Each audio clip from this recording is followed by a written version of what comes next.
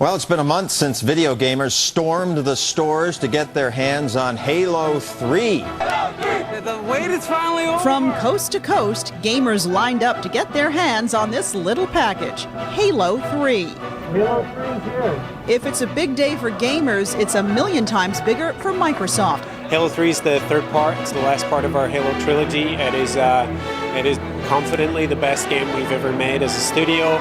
This by far is the Super Bowl of Super Bowls of video game launches. It's the biggest thing out there so far. I got here yesterday at 6, Sunday at 6. By the time I have Halo in my hand, I'll be out here for 30 hours. You're crazy. I know. And we sold 3.3 million copies of Halo in the US alone just in our first 12 days.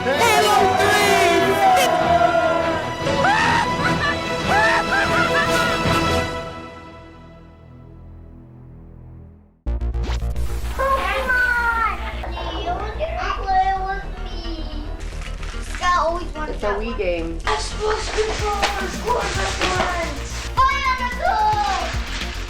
That's it. Oh my cat. A new Zelda game, Dad. Zelda.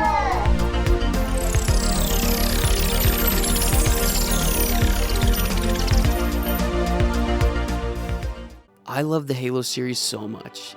It just may be my favorite series of all time for many reasons. The combat is so addicting, the story is good, the level design is awesome, the characters are amazing, the sandbox is hilarious. And the cherry on top of all of this is I could do it with a player 2. That player 2 for me was my dad. Halo 1 and 2 I played a ton of with my dad, playing through both campaigns who knows how many times, probably the games I've beaten the most amount in my life.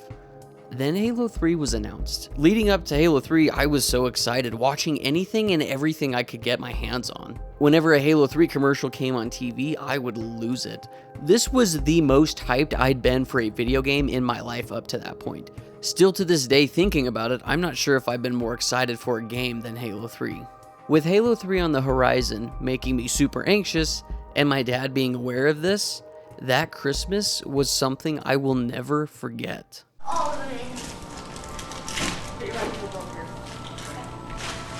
That's it.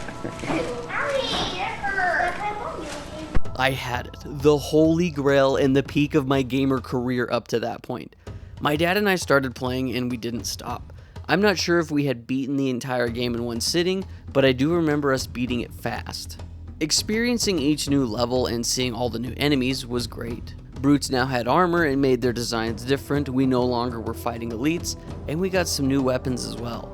We got the ability to use items like the bubble shield, drop shields, flash orb, healing green mist, gravity lifts, and mines. These equipment items were great, and some even playing into finding secrets and skulls.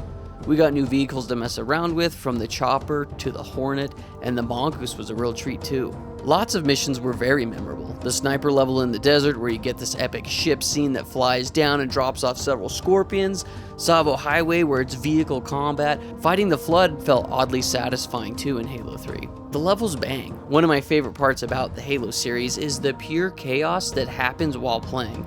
You never know what goofy random thing may happen, but when it does, you will laugh. A big thing for me back in the day was achievement hunting. Every time I'd get an achievement and see my gamer score go up, it was a shot of dopamine right into my brain. I made it a priority to get all the achievements in Halo 3, and at one point I did have all of them done, aside from the Vidmaster challenges, which is what you needed to complete to get the Recon armor, probably the most coveted cosmetic item in any game at the time. There was an update at some point for Halo 3 which added more achievements, and my 1000 out of 1000 gamer score was no more. It didn't take long to break me of my achievement hunting days, and that honestly may have been the start. The campaign of Halo 3 is so replayable that I did it many times, and the story was so good it never got old, except for the grave mining Cortana parts that bring the game to a halt. The climactic end of the trilogy was perfect. Chief and Arbiter work together and become bros by the end, the death of certain characters was shocking, and the badass one-liners are still great to this day. I've always loved Chief as a character, even though he is a husk in a suit of armor. We start to see him show a little more emotion and become a person, not just a super soldier. The Arbiter has an amazing story arc that gets concluded in this game, and the epic ending of Chief and Arbiter doing an escape sequence on a warthog is classic. Side note, I never noticed how incredible this skybox was. Chief getting stuck in space and finishing where he started back into a cryo chamber was icing on the cake for me. After playing the hell out of Halo 3's campaign, I soon turned to the more addicting part of Halo and the start of my Xbox Live journey with Halo 3 Online multiplayer. I first played multiplayer at a buddy's house who had Xbox Live, and I was instantly hooked and wanted to participate in this. He had a mic and was talking to other friends from school while squatting up and killing gamers. After the first session, I convinced my dad to let me get an Xbox Live account, and he did. I never looked back. This was the start of my gaming addiction, playing with my homies late into the night, every night for months. I remember when I first started playing Halo Online, I was really annoyed by the slight delay that was always present whenever I played Halo 3. Even watching old footage of multiplayer, you can see the delay, so I know I wasn't the only one.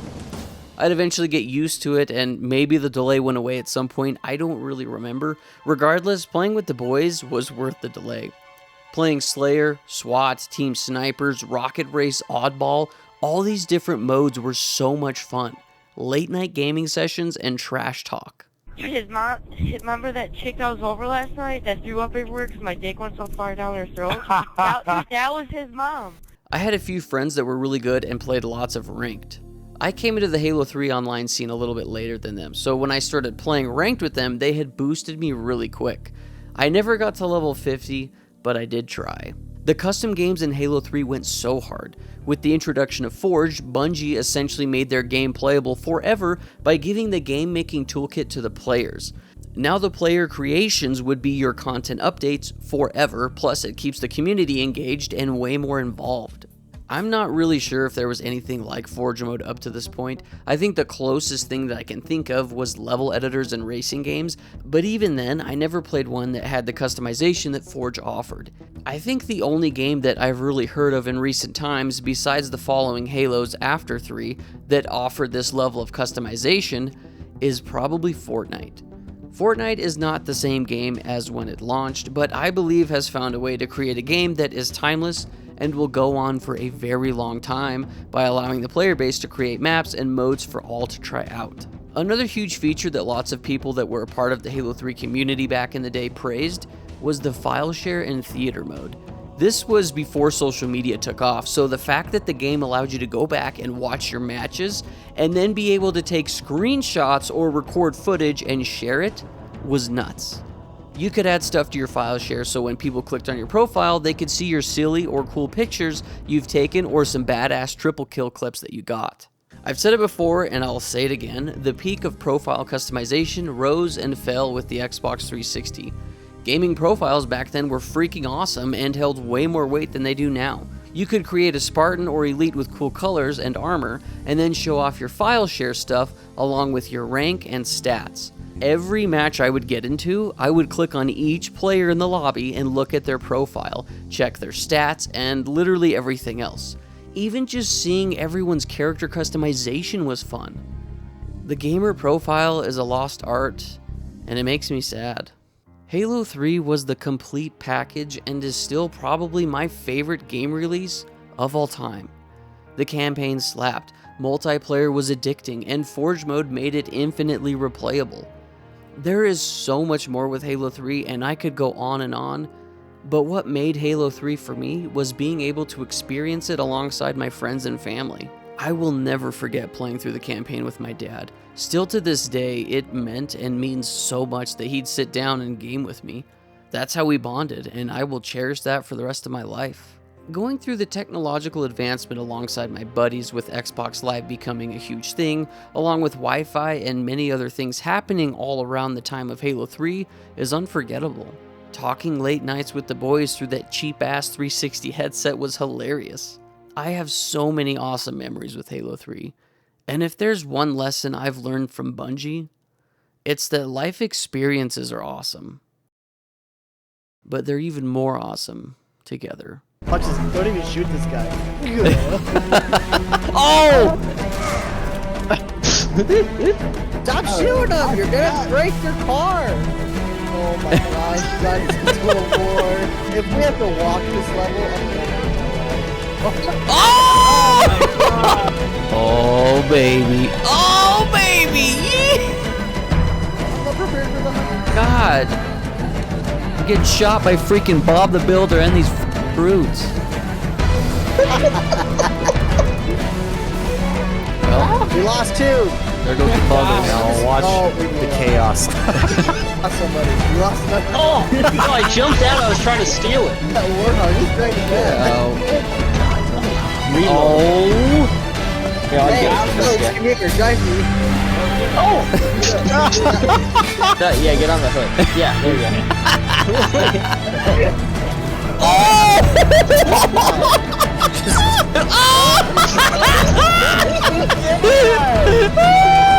Alex, where are you going? Turn, shit balls! Oh! Whoa, we clipped through the floor! We clipped through the floor! Dude, what a badass ending, bro. They did such a good job. It freaking ends how it started. How sick is that? Yeah.